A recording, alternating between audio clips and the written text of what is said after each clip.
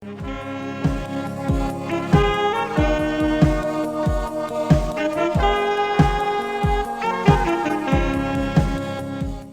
كبران تخطاتلتنا أبز حلفة قداماي كفال نايزتحستو إرترا ناصان مقباران لولاونتان موحاسن كابستوسو أستا 85 شح سماعتاتنا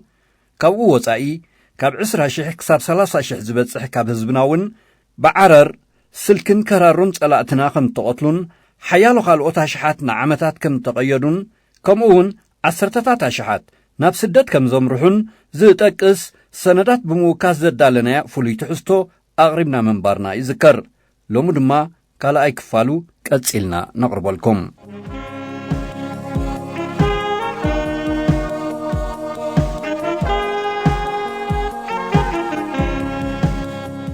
اتصال ساي مدرخ النبلو كاب 1974 كساب 1978 عام تمرت بسرعة درق استفتسأم قفعتات يوم ناس مراد ما نرأى تقوانتي بعقرقر أسمرا يزفلت حيلتا الصورة أبكباب عدتات أسمرا سفيرا بغض صالين أي كتما سرحيتات أبزفت مالوز نبرا مودة توارح ناي 1974 سرعة درق كم مأكل إثيوبيا سراويت نابس مران ناوسخة انتل حيل بحرن حيل عيرن كالوت بفوليت الأخوز موصو أهادوتات أبسطتاو سرح النوافرة حيلو كدلدل يفتن نبرا فداين ناي كلتين ودبات صورة إرتراخا أوشت اسمرا زتفلالي سرحيت يكايدو نبروم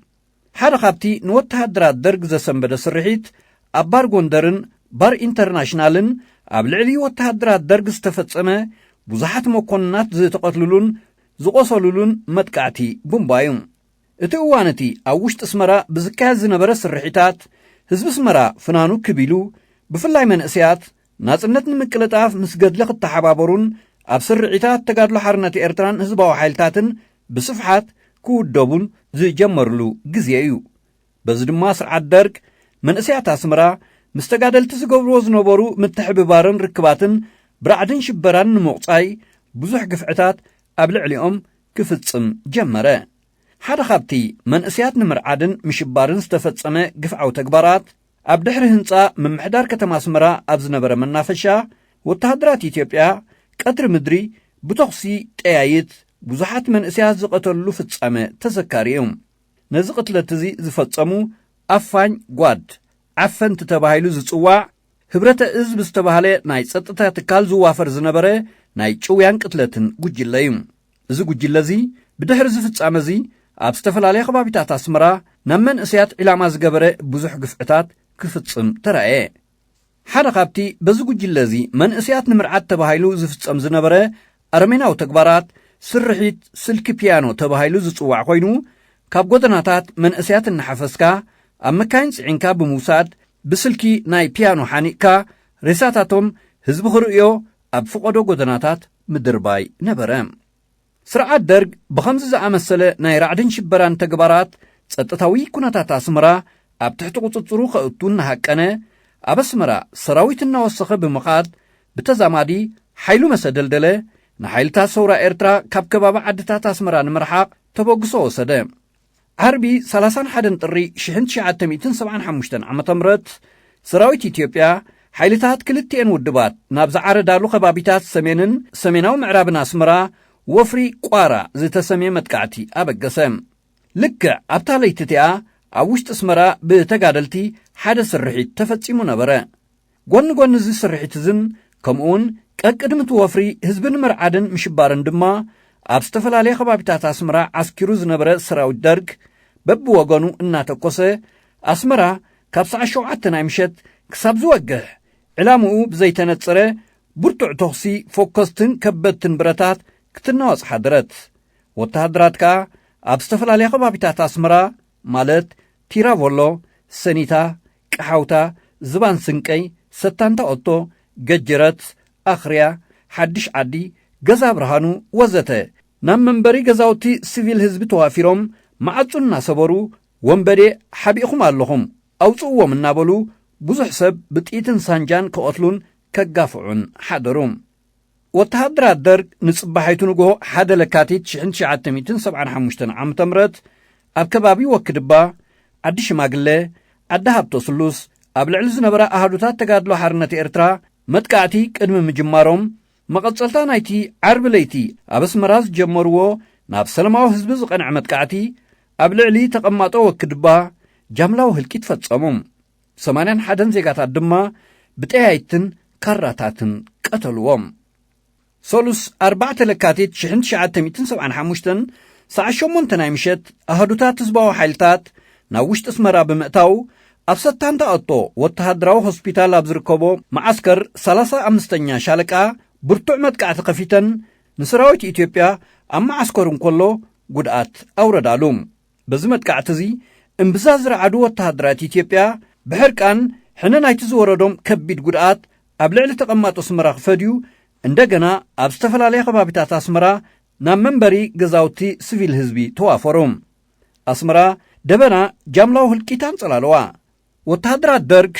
ንሰላማውያን ሰባት ኣብ ማእከል ገዝኦም እናኣተዉ ብጥይትን ምሳንጃን ዘሕዝሕዎም ከብሕታት እናሰበሩ ወርቅን ገንዘብን ካልእ ዝረኸብዎ ክቡር ንብረትን ዘመቱ በዚ ተግባር እዚ ሙሉእ ብምሉእ ዝጸነታ ሓደ ክልተ ውፃእ መዓት ጥራይ ሒዘን ዝተረፋ ስድራ ቤታት ኣዝየን ብዙሓት ነበራ ነዚ ዝረኣየ ህዝቢ ብራዕዲ ገዛውቱ ራሕሪሑ ኣብ ኣብያተ ክርስቲያን ተዓቑበ ብዙሓት ስድራ ቤታት ከዓ ደቀን ሒዘን ናብ መበቆል ዓድታተን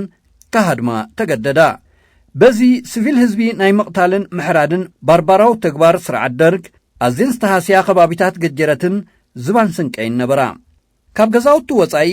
ኣብ ፈቐዶ ጎደናታት ዝተቐትሉ ዜጋታት መካይን ምምሕዳር ከተማ ናብ ሆስፒታላት የብፅሕኦም ስለ ዝነበራ ሆስፒታላት ኣስመራ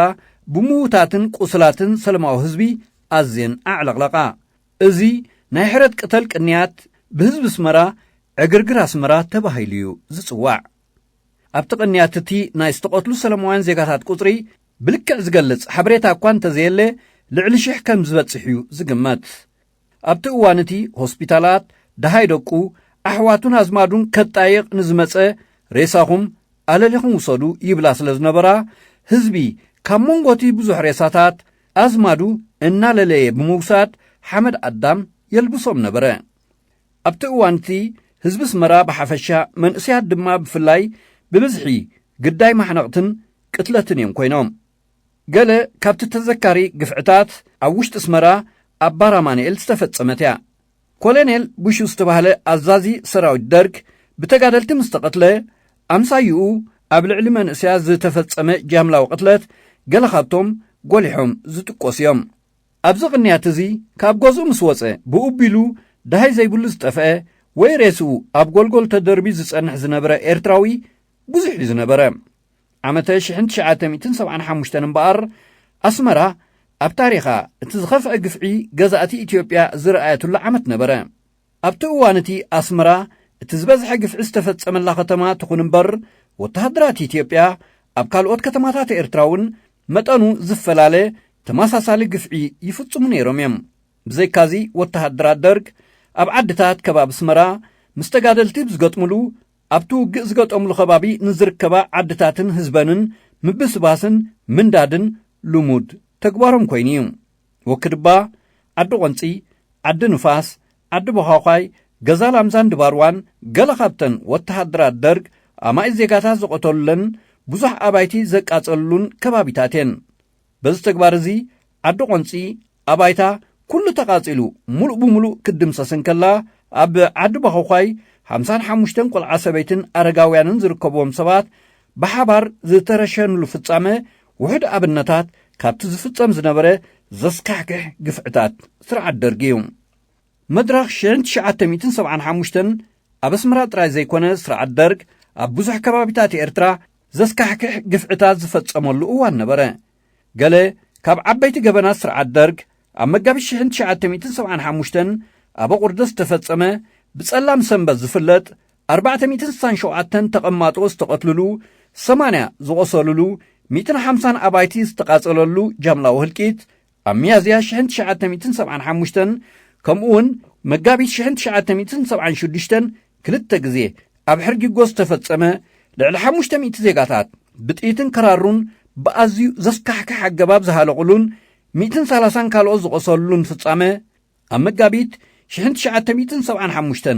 ኣብ እምበረሚ ዝተፈጸመ 73 ዜጋታት ብጃምላ ዝተረሽረሽሉን ብዙሕ ኣባይቲ ናይቲ ዓዲ ዝተደምሰሰሉ ካብ 1975 ክሳብ 1979 ኣብ ዝነበረ እዋን ድማ ኣብ ዓሰብ ዝተፈጸመ ኣማኢት ዜጋታት ዝተቐትልሉ ኣብ ዓዲ ቀይሕ 175 ዜጋታት ብእኩብ ዝተረሽረሽሉ ግፍዕታት ብኣብነት ክጥቀስ ይከኣል። ኣብ ሰንሒት ኣብ ዓድታት ወረዳ ዓንሰባ ለመጨለ፣ ደብረ ሓሊብ፣ ሓድሽ ዓዲ፣ ፍርክቱ፣ ዋስዳምባ፣ ጉሽ፣ መህድግ ወዘተ ኣብ ዞባ ደቡብ ኣብ ደቂ ምሓረ ማይ ዕዳጋ ዝተፈጸመ ቅትለታት እውን ገለ ካብቲ ብኣብነት ክጥቀስ ዝኽእል እዩ። እቲ ራብዓይ መድረኽ እንብሎ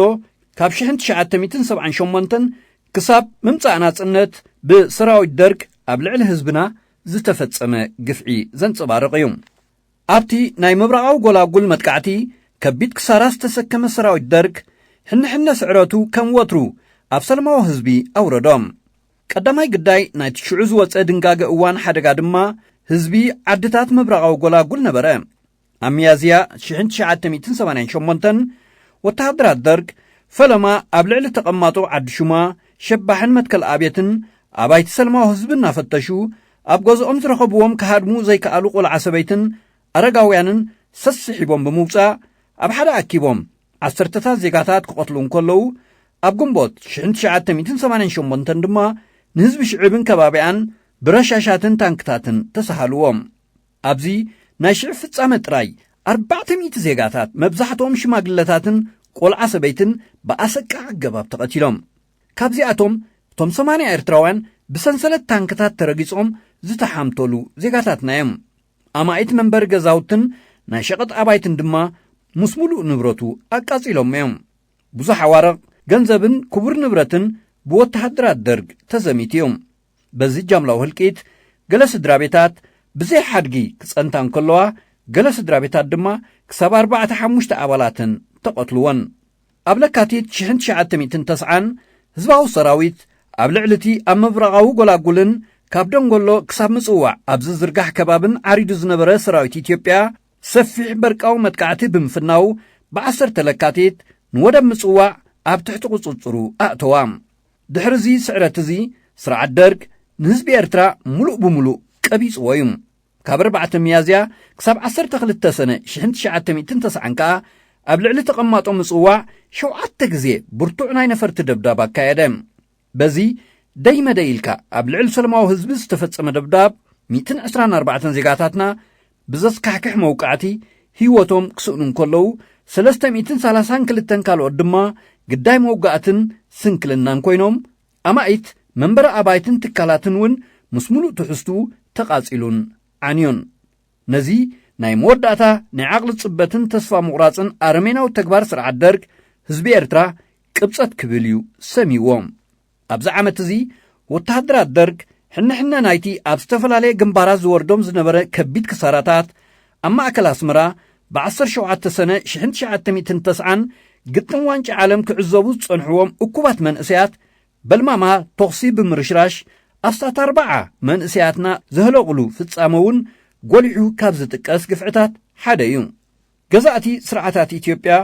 እግሮም መሬት ኤርትራ ካብ ዝረገጹሉ ዕለት ጀሚሮም ክሳብ ናጽነት ቃልሲ ህዝቢ ኤርትራ ንምጭፍላቕ ኣብ ልዕሊ ሰለማዊ ህዝብና ዝፈጸምዎ ጃምላዊ ህልቂትን ግፍዕታትን ናይ ኩናት ገበንን መዘና ኣይነበሮን።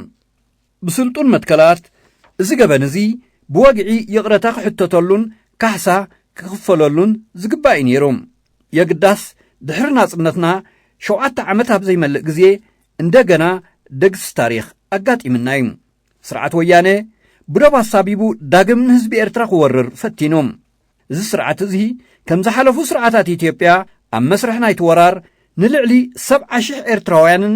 ኤርትራዊ መበቆል ዘለዎም ኢትዮጵያውያንን ነዊሕ ዓመታት ዘጥረይዎ ንብረት እናራስየ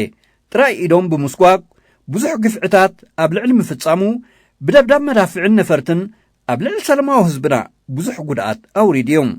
ብወራር ኣብ ዝኣተዋ ዓድታት ኤርትራ ድማ ካብ ምዕማፅ ደቂ ኣንስትዮ ክሳብ ምፍሓር መቓብሪ ሰማዕታትና ዝበጽሕ ነውራም ተግባራት ፈጺሙን ብቢልዮናት ዝግመት ንብረት እዕንዩን ዘሚቱን እዩ። ዝበደለን ተረስዐ ብዱል ኣይርስዕን ዝብል ፍሉጥ ብሂል ኣሎ። ብርግጽ ድማ በዳሊ ዝርስዕ እምበር ተበዳሊ ደቂቕ ዝርዝራት ከይተረፈ ኣይርስዕን እዮም ኣብ ሕሉፍ ታሪኽ ዘይምንባር ንሕሉፍ ወፅዓታትካ ይቕረኢልካ ንቕድሚት ምጥማት ጽቡቕ እኳ እንተኾነ ታሪኽ ምርሳዕ ግን ንተደጋጋሚ በደላት እናቃልዐ ከቢድ ዋጋ ዘኽፍል ምዃኑ እቲ ካልእ ክንግንዘቦ ዘለና ሓቂ እዮም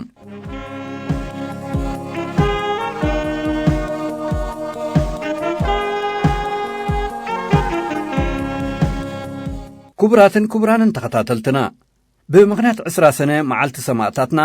ኣብ ክልተ ክፋላት ዘቕረብናልኩም ፍሉይ ትሕዝቶ ኣብዚ ፈጺምና ኣለና ሰላም ወሰናይ ዘለኣለማዊ ዝኽሪ ንሰማዕታትና